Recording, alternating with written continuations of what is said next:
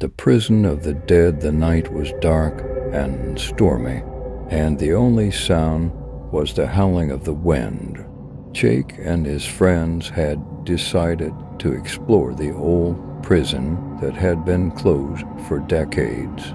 After hearing rumors of ghosts and paranormal activity, they had brought flashlights, cameras, and a Ouija board, hoping to capture some evidence of the supernatural. They entered the prison through a broken window and made their way to the cell block.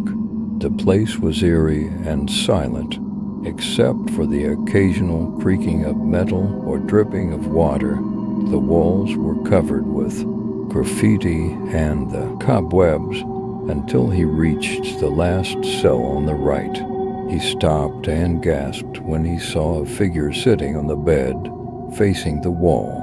It looked like a man wearing a prison uniform, but he was pale and motionless. "Hey, are you okay?"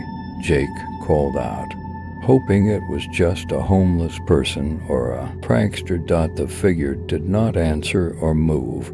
Jake approached the cell cautiously, feeling a surge of fear and curiosity.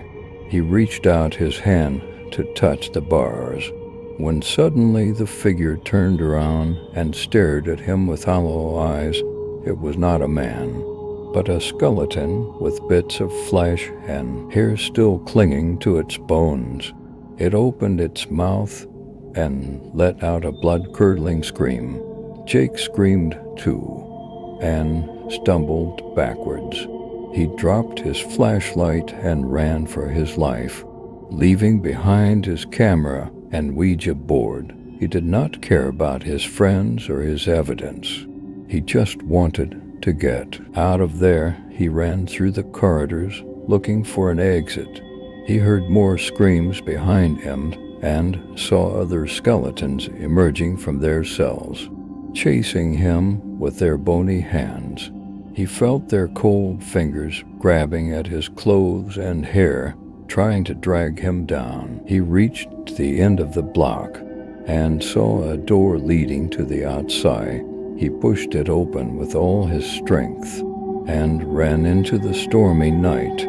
He did not stop running until he reached his car, where he found his friends waiting for him. They had also escaped from the prison. After encountering similar horrors, they drove away as fast as they could, never looking back at the haunted prison. They did not speak of what they had seen or what they had left behind. They did not know that their camera had captured everything on video, or that their Ouija board had spelled out a message: "We are not alone."